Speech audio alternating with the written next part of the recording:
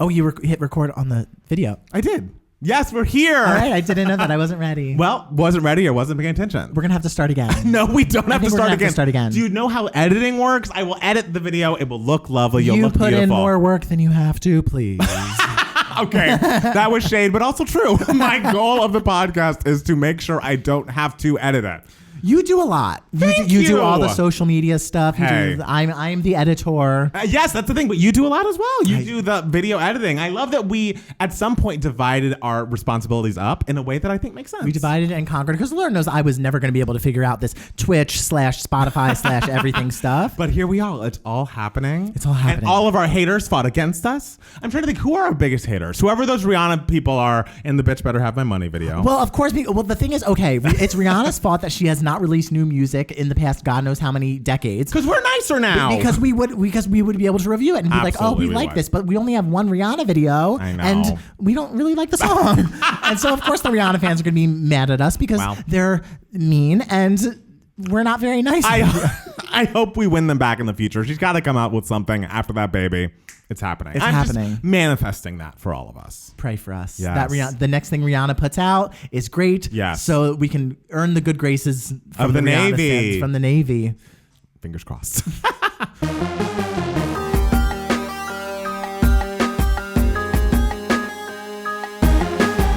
Hey everybody, welcome back to another Two Gay Matts podcast. It's Matt Steele. And it's Matt Palmer. And we are here another week. It is daylight savings time, so we don't know what the lighting is going to turn into. But honestly, I feel like the sunset has now gone down. Has it? I don't know. There's like a blind down that I can't really see. Yes, but behind that, it's not as light as it was when you first came in. So I think we might be okay. Okay, whatever. Regardless, I look great. Oh, good. And that's good. So Matt Steele, I have a question for you. Yes. How was your week, My darling? week was so exhausting. Really? Well, yeah, I started the job with the Fitbit of it all. Right. Yes. And all that stuff. So my wake up times have been like 4:45, 5 in the morning. Been going to set and just watching people work out for like 14 hours a day. Coming home and doing it again. And I will say my job has been made easier because when I was doing it back in December, I was doing a lot of different things. I was running a timer with one hand. I was taking notes for everyone in another hand and all that stuff. But this time they have someone helping me they have someone essentially taking the notes. That's good. As I'm running the timer and sort of talking with the person about the notes and everything.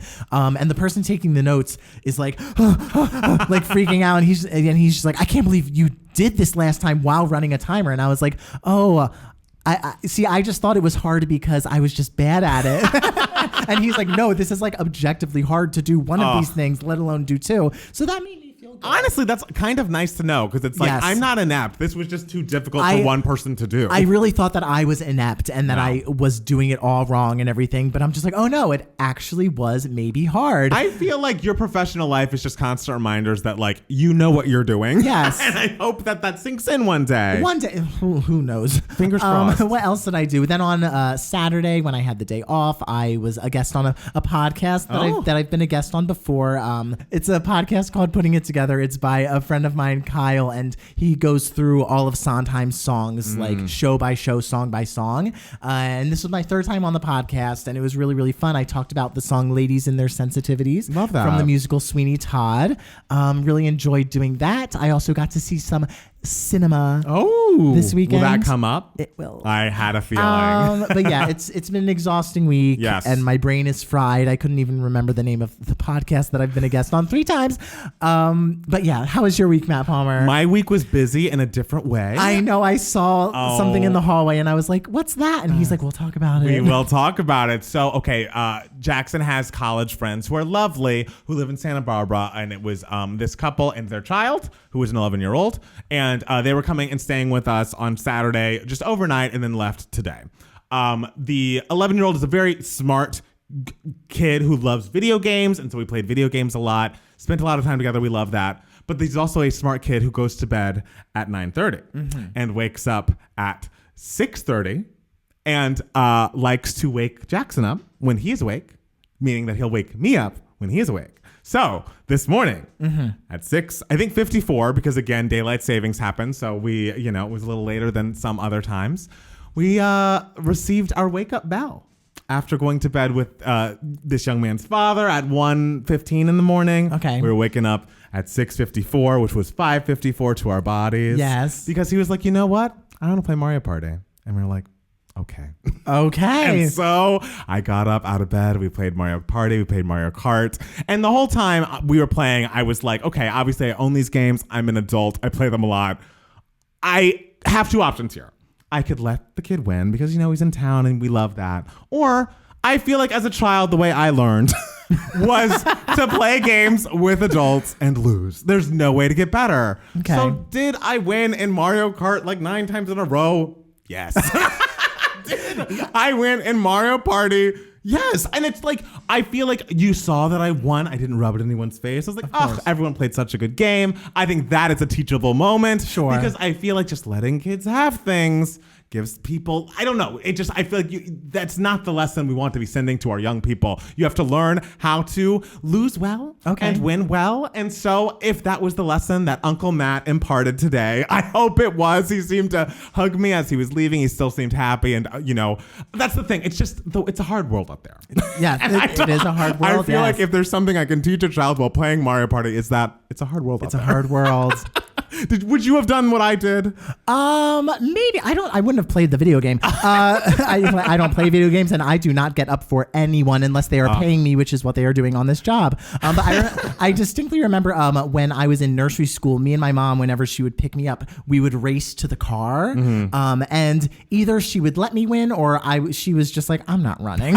and so Fair. I just naturally won. Yeah. I would usually win, but I would say once every week or every 2 weeks, I would be like, I'm going to let my mom win because I want her to feel good and everything. And That's nice. And my mom was probably just like, this boy is just such a faker. And my mom would win and she'd be like, I won, I guess. I mean, you got to learn. That's how I learned to play dominoes with, my family at home. My dad taught me that, the only way to win is to get better. Okay, well. All right. So should we dive in? Wait, but what about the crutches? Oh, right. I forgot about that. Yes, Matt Steele did see crutches. I was literally like, okay, this story is going to lead to this 11-year-old breaking Jackson's foot or something. No. Before the family came into town, Jackson was like, I want to go play basketball before they get here. Playing sports will kill you. I mean, he Don't goes do it. every Saturday. He didn't want to, mess up. And so he played basketball. And on the last play of the game, he landed weird on his foot.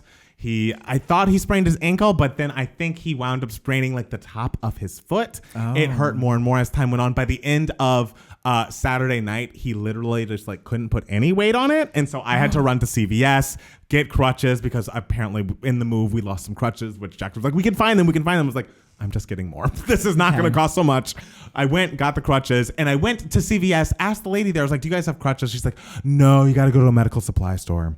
And then I was like, I sat there for a second. I was like, that doesn't sound right. Let me look on my phone. I looked CVS crutches. They're like, oh, yes, they have them at the Glendale location that I was standing inside of. Asked someone else there in one of the aisles. And they're like, oh, yeah, it's on 22. Oh, girl. And I was like, ma'am, I could have left here without crutches. There is poor little tiny Tim at my apartment who needs these to walk. Yes. How dare you waste my time? I would not want him to be hobbling, So now he's with crutches. And I feel like crutches are so fun when you don't have to use crutches because you can just my God, I love that. I love it. Hop along with them for 5 steps and be like, okay, I'm done. But he's like, this is awful. We tried to go down several blocks and go to this yard sale that the dad of the kid wanted to go to. And I had to drive him back because he's like, this is too far. Oh, that's so sad. I was just hobbling. It's up in my armpit and he just wasn't feeling good. I was fully anticipating this child was going to break Jackson's foot. No. That's you had a very cryptic sound in your voice. We woke up. The child wanted to play. No, I just feel on top of having a lot of people in town and having cleaning for that, waking up at 6:30 in the morning and Jackson being on crutches, it was a lot of balls were in the air. That's all I'm saying, Okay. You got to watch those balls. They might fall. Watch the balls. Right? Just don't participate in sports, people. I love that. Yeah, don't play video games. Don't wake up. Don't participate in sports. Oh, it's what Matt Steele learned from this. You were going to get hurt. You were going to be miserable. You're going to have to stand in CVS and get differing opinions, differing facts. I mean, one was not a fact. All right. Should we dive into News for Idiots? Yeah, sure. Let's go. So, Matt Steele, let's just start with the awards. Okay. So, the BAFTAs have happened. The BAFTAs have happened. And the Critics' Choice Awards have happened. Is that correct? The Critics' Choice Awards have just finished. Okay. So, what did you learn? Okay, I learned. I learned that pushing the Oscar telecast back as far as it has gone just gives us chaos. Because like the Oscars, are usually like end of February, beginning of March, and just having like all of these things like drag on for so long, people just go insane. I mean, after Coda won the SAG award for Best Ensemble, people were just like, Coda's gonna win Best Picture now, and it's like, and they're like, oh my God, there's a new Best Picture frontrunner, and it's like, I really don't think that's gonna happen, but if it did, that would be really cool. But people are just overthinking some things too many times. But something cool that did happen at the BAFTAs. Okay. Joanna Scanlon won Best Leading Actress over Lady Gaga, over Alana Haim, over Renata Reinsva. What movie is Joanna Scanlon in? She is in this movie called After Love. Do I know what it's about? Nope. But now I got to see it. Wow. I want to see the performance. So it was a very, very unexpected win, and people were like, "This is really exciting." It a British movie? I think so. Okay. Maybe. I think the actress is Welsh. Don't quote me on that. Okay. But I heard she spoke Welsh in her speech or something. I haven't watched it yet because I was on my way here. And the critics what else exciting happened? Coda won Best Adapted Screenplay. Wow. Which people weren't really predicting, so that's kind of exciting. Love it's kind of a surprise. Power of the Dog won Best Film. Jane Campion obviously won Best Director. And if you were betting right now, would you say that the Power of the Dog is still the front runner for Best Picture at the Oscars? I would say so, yes. I would definitely say so. And then the Critics' Choice Awards happened. They're probably still happening right now because I don't even know what won Best Picture, but probably Power of the Dog. And Jessica Chastain won Best Leading Actress. So she is now kind of solidified not solidified, but she is now pretty much the front runner. It's a loose front runner status, but it's still a front runner status. I can see it happening. So wait, and I guess the DGA Awards, was that where Jane Campion was on the red carpet? Yes. So I get a text. That hallowed ground. I would love to visit the place where Jane Campion stood and said this. I got a text from Matt Steele yesterday at 7:19 p.m. Jane Campion responds to Sam Elliott's The Power of the Dog comments, "I'm sorry, he was being a little bit of a bitch." Which, let me stop you right there. Iconic. The fact that she spelled it out. I mean, she's Brilliant. like, there could be kids watching. I'll spell it. But that's what he was being. He's not a cowboy. He's an actor. Oh, just... Woo. If that is the quote that is keeping him up at night. I mean, if you want to, if a guy is being mean to you, just tell him, you are not a cowboy. You're an actor. You're an actor. I mean, is there anything? Oh, do the Sam Elliott impression. Do you have it on you? No, now we only do Jane Campion impression. Okay, all He's right. Not a cowboy. He's an actor. Oh, the West is a mythic space, and there's a lot of room on the range. I think it's a little bit sexist. Well, when you're right, you're right. The fact that she wasn't even mincing it, she wasn't just like, well, everyone has their own opinions and I respect it. She was just like, it was a little bit sexist. Right. It's literally like the thing you liked about Sam Elliott's comments is like, I like that he was no holds barred, but she's actually on the right side of history. Exactly, yes. So it's much better now. Truly, Man, truly iconic behavior. Like she really, and she's just like, I'm about, and then moments later she won the DGA. She's only the third woman to win the Directors Guild Award. Really? And so it's like, and the fact that it was Chloe Zhao presenting the DGA to Jane Campion. The fact that a woman has never presented a woman with Best Director is iconic, truly amazing. I want all features to be directed by women from here on out. That is unbelievable. I read something today, and tell me if you agree with this sentiment. Apparently, the Golden Globes, the HuffPo's longtime PR firm, Sunshine Sachs, quits. And then a tweet from Kyle Buchanan says, this is pretty significant. Sunshine Sachs was basically the only PR firm still in the Globe's corner. Oh. Without them, this show feels donezo. Do you think there's any possibility that the Golden Globes have had their last show? I think it's definitely a possibility. Shit. I don't think it's a given. Right. I will say we are on extremely shaky ground, much shakier than we were before. Damn. But I guess we'll see. And it's always like, y'all could have just added some black people. Like, is it that much to ask? Like, you really would rather go through all of this than have some black people that are members of HuffPo? I mean, it was like even deeper than that. It was about like how, production companies could like, buy things for voters. Oh, right. And like, so it felt Family in Paris of it all. Yeah, it felt like kind of shady as far as that goes. And so it felt like things ran deeper than just like membership. Right. Yeah. So okay. Well, okay. We'll keep an eye out. Fingers crossed. Yes, and it's given us some drunk celebrities. Yes. And always fun. We'll always have that to remember. Yes. Okay. Got this news this week as well for those Babysitters Club stands out there, including Matt Steele's brother.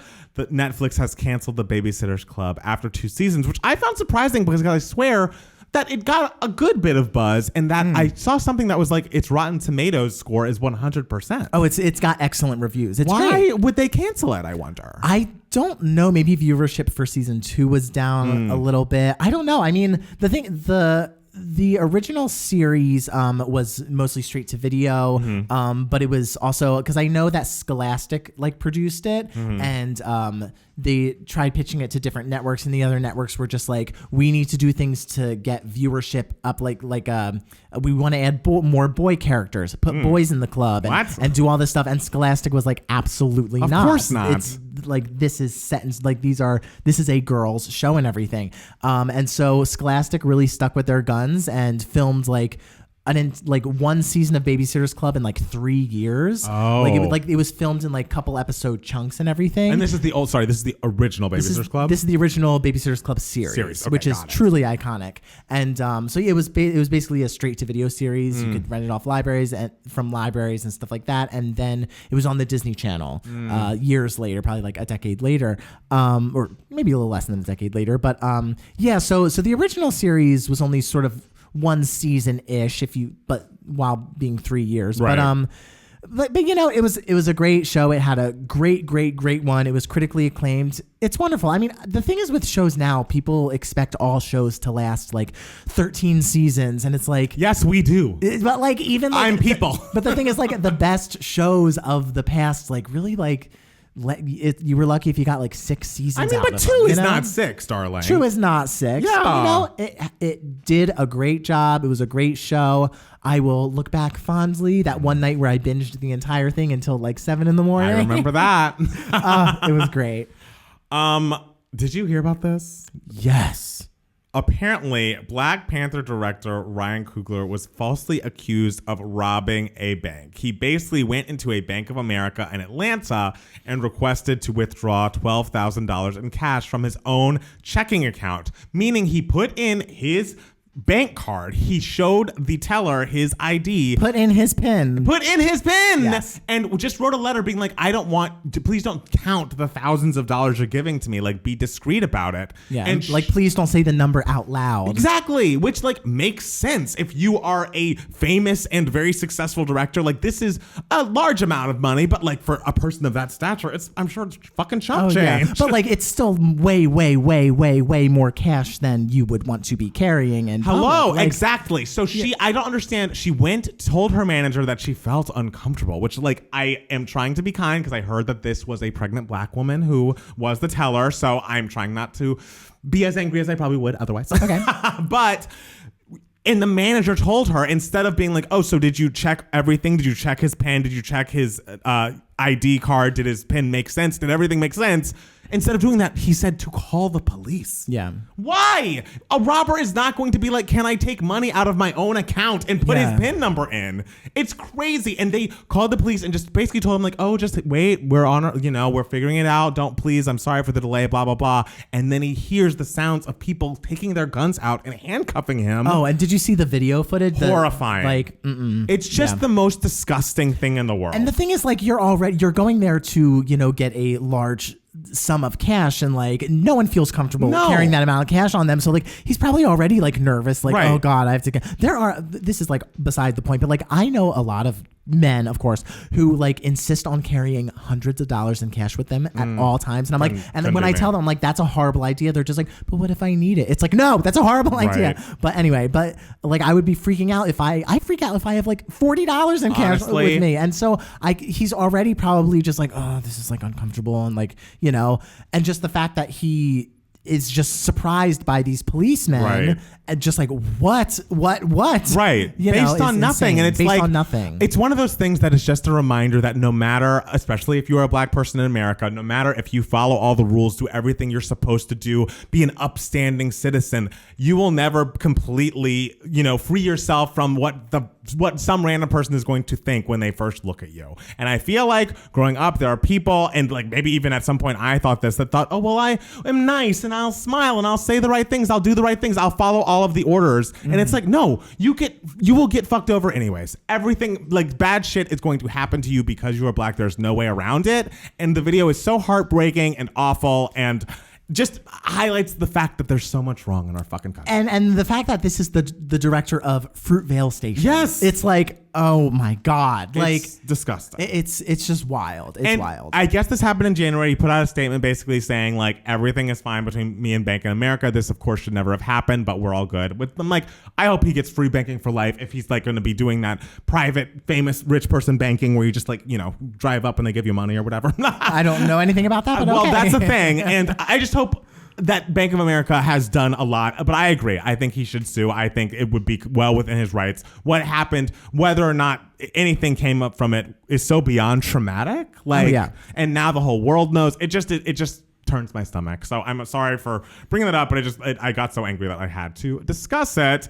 In lighter news, Heidi Montag started eating bison heart in public. She's eating raw meat in public. That's like her new thing. Heidi Montag from the Hills. I'm sure you haven't thought about them in years because why would you? But just wanting to know that that's her new diet. Bison heart? Bison heart. Bison. Snapped by paparazzi eating bison heart. Oh, it's just chilling in a Ziploc bag.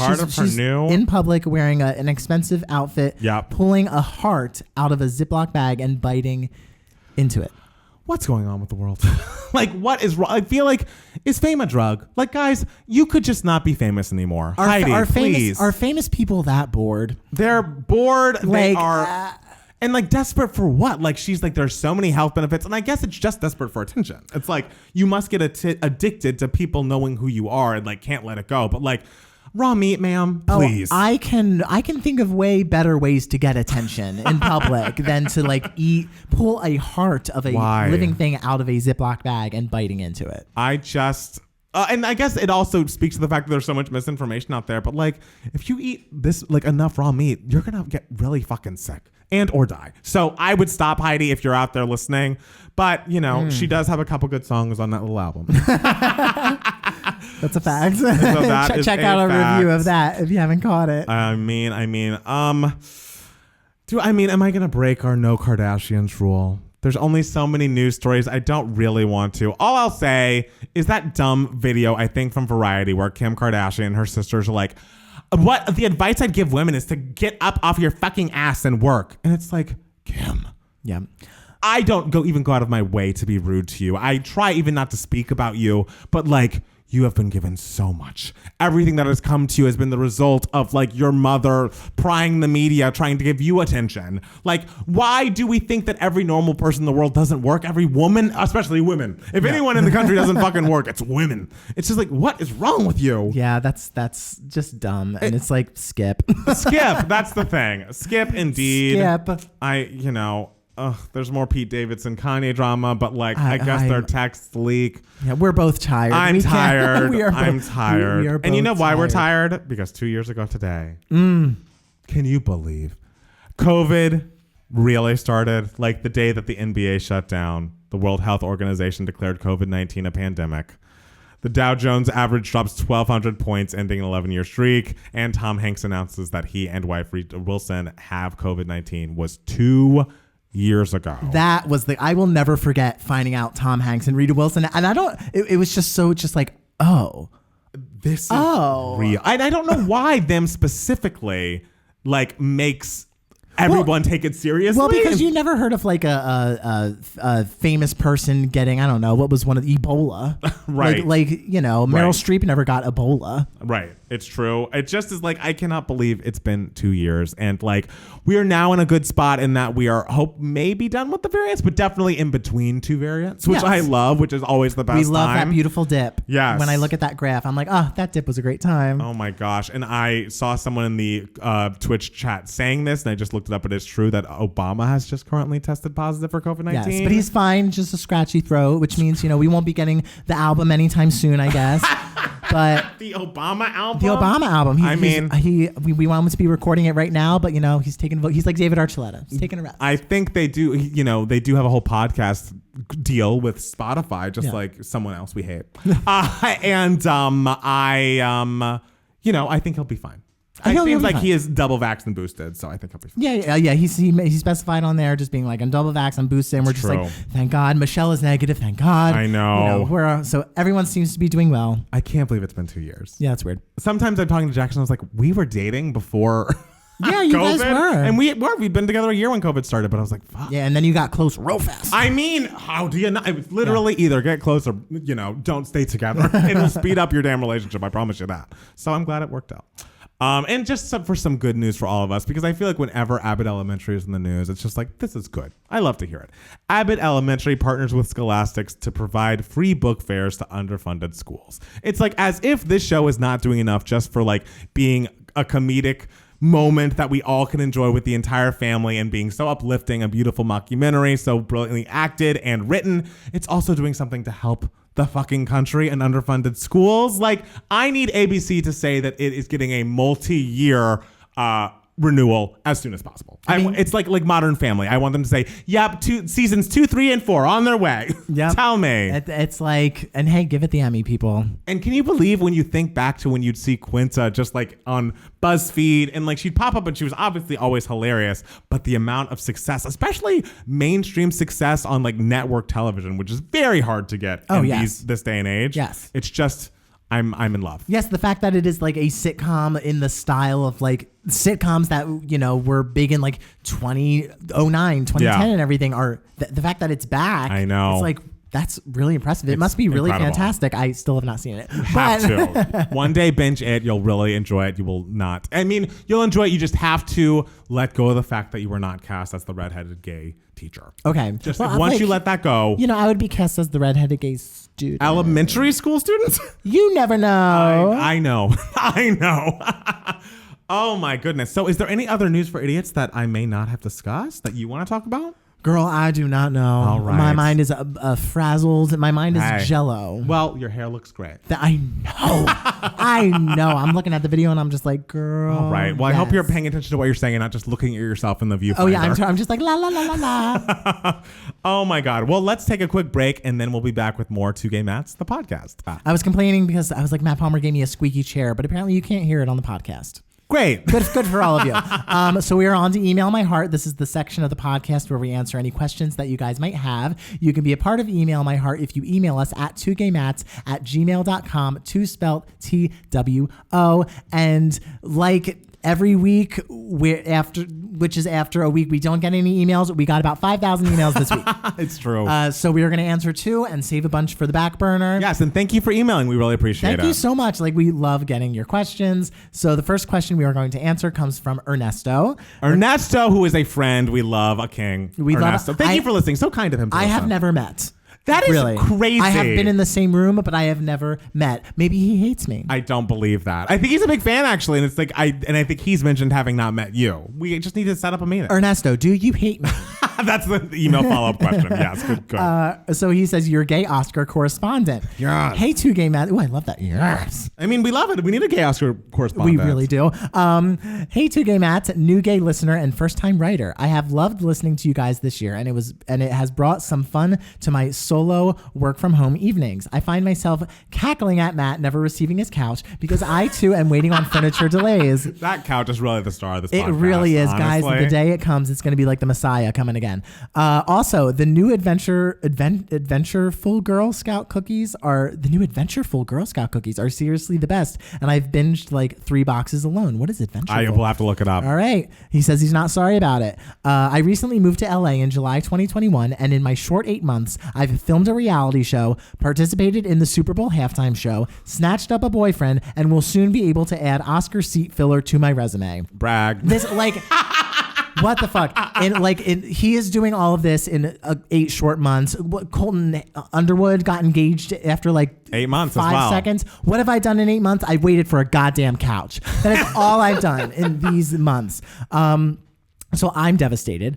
See, my boyfriend works for the Oscars and submitted me to be a seat filler for this year's Oscar ceremony. To my surprise, I was selected to participate. I've never been a huge movie buff, but I've watched 8 of the 10 Best Picture nominees to get me ready for the ceremony. That's amazing. I love the movie culture here in LA and find myself curious to explore it more. My question is there anything I can do to immerse myself into LA movie culture and prepare for the Oscar ceremony this year? I've seen the Oscars a handful of times, but never managed to watch the entire show as a viewer. Wow, really? Are there certain things I should look out for? Segments or things you've loved from previous years? What about blogs or to take note for movie reviews, critiques, etc. I hear there are fun ways to explore movies like the Hollywood Forever Cemetery, but if you happen to know of any other events, spaces to do so, please share.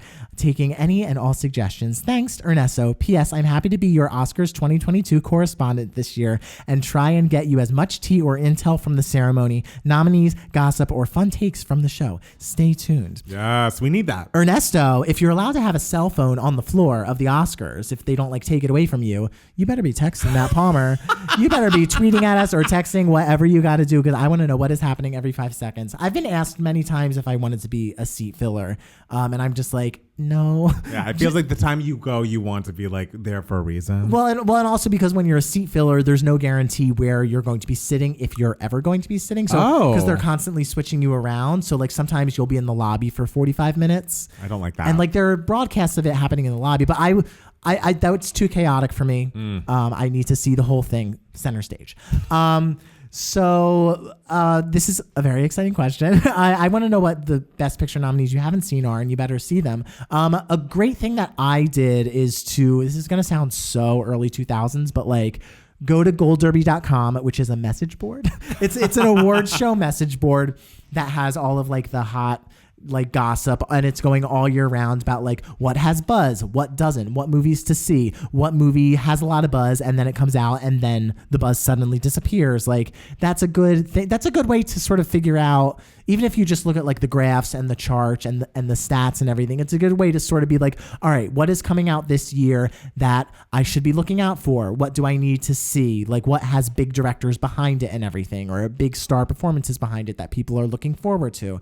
That's kind of how I sort of started following the Oscar race. I've been following Oscar races since 2002. Oh my God. So yeah, but now I would say I don't go to Gold Derby as much. I do, except I'm part of their email list, so I read their articles. But in terms of actual discussion, it's more so film Twitter that I follow more, just because I'm on Twitter more. It's easier to follow for me personally, and everyone's opinions are really fun. So I'm not sure. I mean, I'm not sure who exactly you could follow, because there's a bunch of different people. There's Will Mavidi, who I very much like. You can follow Gold Derby on Twitter, and once you start following the people in those discussions, then film Twitter stuff and Oscar race stuff will just pop up naturally because of the algorithm. I would also like to say, just from the outside looking in, if you've seen 8 out of the 10 Best Picture nominees, and I just saw you went to isn't that an Academy Awards museum or something? I feel he just opened. That. I saw him Instagram storying from that, and I'm like, I think you're doing a brilliant job of immersing yourself into LA's movie culture already. I think, there's always more one could do, but it seems like you're halfway to 3/4 of the way there. Honestly, you're doing better than me, and I have to talk about it every week. I'm just I saw Coda. Wait, you did see Coda? Yes, I did. Oh my God, when? Yes, I watched it. We watched it Friday night. Isn't it lovely? It's so cute. It's so sweet. Also, you can also be like me when I was first got the internet and was a little nerd and just Wikipedia'd the Oscars and looked at every single year and looked at every single thing that won in every single category every year. And then tried to memorize it. And he has a full-time job. Did this is not the time for that. This was how you did research before Twitter and message boards happened. Right. You just I went to the Oscars website and would just read the list of what won everything in 1963. Wow. And just be I know that movie, or I've heard of that movie. And it's really fun to see things that have won in the past and being I didn't know that won an Oscar, or maybe I'll check that out. Well, you got a lot of options. It sounds like. Got a lot of options. But I would like to say I think you're doing great. Truly. Doing truly fantastic. Yes. Doing better than me. I don't even have a couch. And he's got all these things. Super Bowl halftime show, reality show, girl. Boyfriend, girl. What am I doing? Don't When's know. that reality show come out? Because I'm excited. What is that it. reality I'll show? tell you later. Okay. All right. So the next question comes to us from Adrian. Adrian says, 2 Gay Mats, Kylie Minogue. Dear 2 Gay Mats, I was thrilled to hear that you enjoyed Kylie Minogue's disco album and quite intrigued by your reaction vid to Impossible Princess. I am a huge Kylie fan, but I've never been impressed by Impossible Princess. In all the years I've stanned Kylie, I've only listened to it twice. Wow. But your infectious enthusiasm for it made me go back to the album with new ears, and I'm startled by how much I'm enjoying the album right now. My question, what's the most dramatic improvement in opinion you've had about an album? By the way, I know you've listened to Kylie's X, Fever, Body Language, another album that took me years to appreciate. Really, to me, that was immediate. Wait, which one? Body Language. Oh, that is very shocking to me. I love Body Language. I'm glad you came around. Yes. Adrian. But have you heard Aphrodite? Pardon me if you've mentioned it on the pod before. I'm bringing it up because I know you loved Madonna's Confessions, and Aphrodite is pretty much Kylie's barnstorming equivalent of Confessions on the dance floor, replete with Stuart Price production and glitter-encrusted bangers. Wow. Best wishes, Adrian.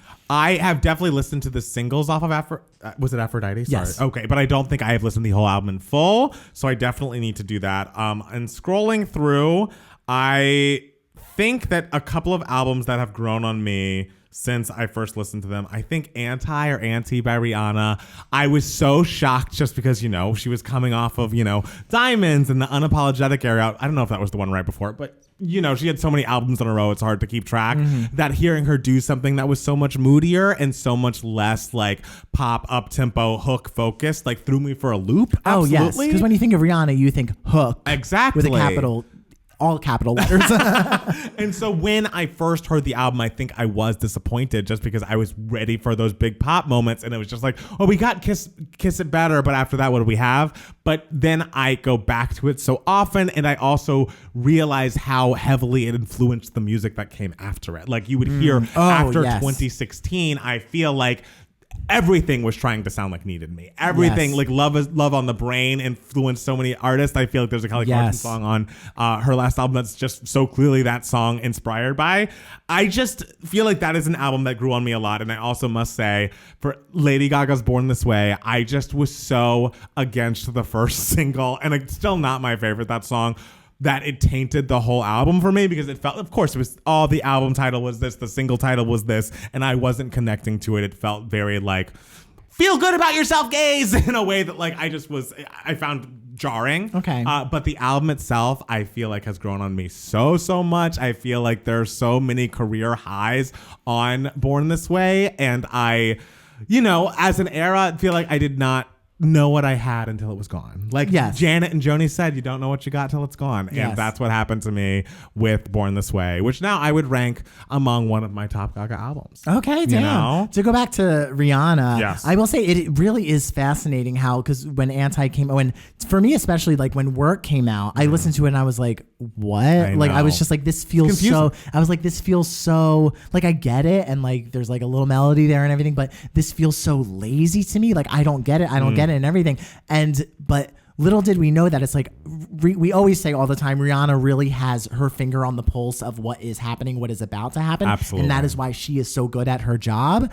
And the fact that she put out Work and then suddenly all music afterwards, and this isn't shade really, but all music afterwards had that lazy sort of quality, like, oh, we're just vibing, you know, like, and that's what all popular music became for quite a long time. And so it's like Rihanna was really onto fucking something. And then I listened to, it took me a while to listen to Anti, and I remember listening to it and being like, there's crazy shit on, like, she was really trying new things, and some of it's really, really fun. Some of it, you know, like Woo will never be for me. Right. But like there's some stuff on there that's just like, this is really interesting and really great. So I will say that like the idea of Anti grew on me and everything.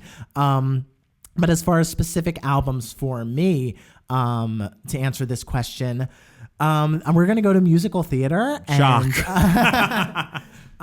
so I'm really embarrassed to say this, but the first time I heard that original cast recording of Pippin, I was like, I don't get what is happening. Wow. I think a huge problem for me was that there was no synopsis in the CD booklet. Okay. And this was before I had the internet and could look up what the synopsis of Pippin was and everything. And I knew a couple songs. I knew Magic to Do. I knew Corner of the Sky, but I really didn't know anything else. And listening to it for the first time, I was like, I don't understand what these songs are doing. I'm just so underwhelmed, and I was really disappointed because everything I had seen of Pippin, like it seemed like a cool show, and I remember being really disappointed. And then I got the DVD of the I think like Canadian tour or something. If it is, it was like filmed professionally, and I remember watching it and being like, this is interesting. And I'm so fascinated by, like, obviously the staging by Bob Fosse is iconic and incredible. Obviously his choreography is amazing, but just also the way the story is told, it's so unique and fascinating. And I'm just like, wow, the music is like suddenly like working so well for me. Wow. And now I'm like, Pippin is great. And I mean that 2013 revival on Broadway was obviously phenomenal. And so Pippin is great. Like, I really love Pippin. I listen to it it's like, you know, one of the albums I listen to all the time. I mean, I listen to a lot of show tunes all the time, but it's, you know, in that cycle. Totally. And so, yeah, I would say Pippin for me is probably the cast recording that has grown the most for me in terms of musical theater. All right. So we're saying listen to Pippin. Listen to Pippin. Read the synopsis first. Right. Then you'll understand what's going on. I recommend that for literally, I don't recommend it. I demand it for every time you listen to a cast recording. Demand. Woo. Read the synopsis, people. Okay. Because then what are you doing? Matt Steele. Yes. I have a question for you. Yes. What's been giving you moments, darling? All right. So as I told you, I saw some cinema. Yes. We love cinema here. So I saw 2 movies. The first one I'm going to talk about is a new A24 release. It is a movie called After Yang, starring Colin Farrell. It's a very interesting, like, futuristic movie. It takes place, I don't know, probably it seems like over 100 years in the future. And it is about this family that has adopted a little girl from China. So you can buy like little robot people. Techno Sapiens they're called. And this specific robot was bought, it was a Chinese man, essentially, to be an older brother for this adopted Chinese child. They bought it for her so she could learn about her, you know, roots and everything, learn where she was from, so she wouldn't feel alone with this family that wasn't Chinese. And so it follows them a couple, like, years later. The girl is probably like 7, and Yang malfunctions, breaks down, and they can't boot him back up. Oh, no. So essentially, like, this girl's brother has died, but yet he's not a brother, he's a robot. So it's all about their sort of process in grieving this robot who isn't really alive, but like has grown to be a part of the family. So they're trying to figure out how to process this grief and everything. And then it goes deeper into like Yang's like memories and everything. That's really, really beautifully done. It's a really, really fascinating movie. It's a very calm movie. It's very meditative, I would say. And it portrays the future as very like a sort of like beautiful, eco-friendly. It seems like a utopia kind of, but yet everyone is so like distanced from each other. And you can tell by the way it's shot. It's really shot really interestingly, where like you don't really see people's faces a bunch of times, or like it's shot at a different angle where you feel like disconnected to them. And so you can tell these people have a hard time like connecting. It's really, really interesting, really, really beautiful. I got very emotional. Wow. And then there's another movie. That is another movie musical called Cyrano. That came out as a limited release in 2021. So it's technically a 2021 release, but it released wide just recently. Okay. And it got an Oscar nomination for Best Costumes, I believe. But people think that if it didn't have this kind of like strange release, then it would have gotten more. But it is so gorgeous. Really? So beautiful. It's based on, obviously, Cyrano de Bergerac. It's just, you know, a story about the warrior / poet with a big nose who is really confident and fun, who is in love with his friend, but is insecure about the size of his nose. Obviously, it was adapted for Peter Dinklage, this version, where he's obviously insecure about the size of him. And it was written as a stage musical that premiered at Goodspeed Opera House in Connecticut, and then it had an off-Broadway transfer in 2019. The band The National did the music for it. And Joe Wright directed. He directed Atonement. He directed Darkest Hour. And Joe Wright, I have to say, just never fucking disappoints as a director. He like everything I've seen of his, I've just loved.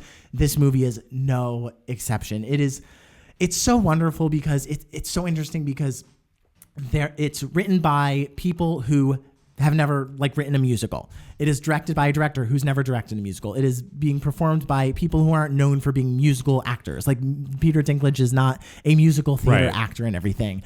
And whenever that happens, there's always such a wonderful childlike innocent quality to it that kind of feels like kids putting on a school play, except these kids happen to be brilliant actors as well. It's so interesting, and just the way it's choreographed, it really feels like that. And there's something that's so wonderful and heartfelt about it. It's the same sort of, even though this is a very different movie, but Dancer in the Dark has that quality. and that did not feel childlike. It did not seem to have wonderment. But the musical numbers had that wonderment because her character was so childlike and innocent, Okay. And the dancing was very much I feel like a child choreographed this. There's something so beautiful and innocent about it. And Cyrano had that feel, except it was a very different tone. It was obviously more romantic than Dancer in the Dark. And it works just so well. The music is so lush and gorgeous and interesting. And I'm just oh my God, am I a national stan? Let's get Taylor on some of these songs. It is so, Peter Dinklage is so fantastic in this role. It is so well filmed. There were so many numbers I loved. There's a balcony scene which is just gorgeous from beginning to end, and there is a song called Wherever I Fall that is 3 soldiers singing, and I was sobbing in that theater. Wow. And there were people next to me, and they were probably just what the fuck? And one of the soldiers is played by Glenn Hansard, I believe his name is, who is the writer and star of the movie Once. Have you seen Once? I've not seen Once. I love Once. So of course when he Once is one of those movies that I saw on a whim as a teenager, and the scene in the music shop, when it was over, I was oh well, my life has changed. Great. It's one of those movies to me. But he's in it. So when I saw him pop up, I was so excited. That song is just so fantastic. It's just such a gorgeous, gorgeous, gorgeous movie. It might make my top 10 of the year. Wow. I would say, as far as 2021 movies go, because technically this was a 2021 release. I really, really, really loved it. You saw the trailer for it and talked about it on the Two Gay Mats podcast and said, "Oh, it looked bad," and I was "Go fuck yourself." I thought it looked bad. I think it's a beautiful trailer, and so then when you were "Oh, I think it looks bad," I was "Oh no, I hope Matt Palmer's not onto something," and you were not. You were completely wrong. All right, well maybe I'll watch it. Maybe I will change my tone. I just really I saw the preview and I was "Oh, that looks thrown together." Oh my! I've been wrong about trailers before. Sometimes trailers don't give what you think they're going to give. It is not thrown together. It is beautiful and just so interesting. It's a very, very interesting feel.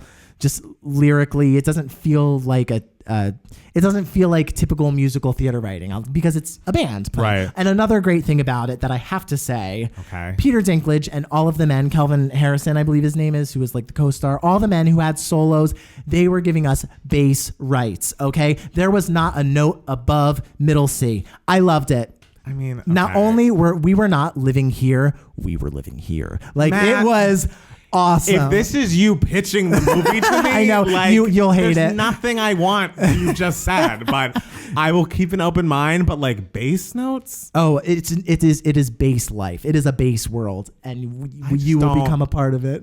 Okay. Well, I'm glad you enjoyed it. I think that's great. Well, for me, I feel like I was inspired during the break to talk about the thing that really gave me moments over this week, and it was Mandy Moore's performance in This Is Us. I realize it's the final season. It's not the hot new show anymore, but my God, Mandy having to jump from, and again, she's been doing this for 6 years, so why am I surprised? But having to jump from being a young teenage girl, who's about to get married and having these issues with her mother, to being an adult and having these kids, and to being, spoiler alert, going through mental issues that will lead to the end of her life and preparing for that. And the monologue she has to give to those 3 kids, none of whom deserve her. I love how like we suddenly just hate all the kids and their like respective partners. I don't hate all of the kids. I don't hate. It sounds like you hate all of the kids. I don't know. Randall's good, and Kate has gotten to be good. Kevin. Okay. I don't know. You know, I guess who does deserve Mandy Moore, really? Just the performance she gives when she's literally giving out basically her end of life plan. She's like, I want to have this conversation with you now because I still have all of my faculties. And like my husband, who is, you know, Milo Ventimiglia's best friend who married me afterwards. You may not have loved that as kids, but we are together. He is the captain of the ship. He makes all of my medical decisions. If for some reason he is unavailable, I have picked one of you to make the decisions because there will be no fighting about this. I want this to go smoothly. She tells them who it is. There's no discussion. She's like, and also, whatever happens here, you all must continue living your life. This is going to be sad. It's going to be hard. The last thing I will let you do is you to limit yourself because of me, or like not do this big thing. You have to take jumps. You have to take risks. Even if I'm going through this hard time, do not like tether yourself to me because you have your lives lived. That's what I'm here for, is that your lives are amazing and that you do what you want to do. And the only correct response to this is yes, ma'am. Did she say it that angry? Yeah. Yes. Well, I don't think as angry. I think, but it was more stoic. And, okay. And then you know what they all fucking did? Yes, ma'am. The 2 kids who were upset they were not picked to be the person who you could tell on their faces fucking cracked. All they said was yes, ma'am. Because it's just like, it was just so brilliant and so moving and so heartbreaking. And I can't believe we are 10 weeks away from the show being over. I realize people think 10 weeks away? That's a long time. It is, but it's not. You know, and this is us. Like this seems like a season finale moment. It's not, because we're going to see this all happen. Like, that's the thing. We're going to see her deterioration over the next 10 weeks, I'm pretty sure. And it's devastating that I know it's coming. And I know, and like Dan Fogelman says, like, it's going to be really hard to watch. And I'm like, oh, fuck. Okay. But I'm excited. I feel like sometimes you gotta see, you know, the hard things to make you remember what, you know, that we are all alive. This is what we're here to do. We're here to spread love. We're here to be good parents and good people. If you want to just be a person, not a parent. It moved me. I think Mandy is unbelievable. I need her. I don't know if she's been nominated for an Emmy, right? She's been nominated. I think twice. Okay. I would like her to win. That is, to all you Emmy voters out there, vote for Mandy. She must be nominated for this final season and she must win. I'm trying to think what drama is big right now that could potentially I mean, Succession, but I feel like they haven't had a new, but I don't know, maybe season 3. But that doesn't have a leading actress. Like Mandy Moore always is for leading actress, right? Yes. I feel like the girl in Succession is always supporting. Okay, great. Yeah. All right, I'll try to think of other competition, but I just need Mandy to be given her flowers. And she's coming out with a new album, which I think sounds cool. New single, In Real Life, I believe. It sounded great. I just love Mandy, love her performance in This Is Us. Can't wait to see how it ends. And because the thing that This Is Us would do recently is they'd be like, okay, we're on for the next 2 weeks and then off for a month. And like this is the mid-season finale. Like, no, we're doing 10 weeks straight through. Oh, damn. There are no breaks, so buckle the fuck up. How wonderful would it be, is because we were talking about Cheryl Lee Ralph on our Twitch a little bit during the break. How wonderful would it be if like Cheryl Lee Ralph and Mandy Moore win an Emmy on the same day? This is what we need. This is literally what I need to make 2022 the best year it can be. It's just, you know, it's women. It's women. to quote the overused Saoirse Ronan meme on Twitter, women. And to quote Mary Cosby in Real Housewives of Salt Lake City, women. Jane Campion, everybody. Oh my God. Speaking of women, we're just gonna bring her back. Honestly, well, we're blathering, so yeah, I guess that means that someone said Zendaya for the Emmy. Okay, has she not won? Didn't Zendaya just win? She did win the Emmy. All right, I'm sure she's excellent. I'm going to watch that again. I'm going to watch Euphoria. I'm sure she's excellent. This is Mandy's last time on This Is Us. This is Mandy's last time. This is why I'm still mad about Jenna Maroney, about Jane Krakowski not winning that Emmy because she deserved that. Anyways, again, we're blathering. We're rambling. Women. Thank you so much for listening and or watching. We appreciate you so much. I hope you've enjoyed the podcast, and we'll be back next week with more Two Gay Mats, the podcast. Bye, everybody. Bye.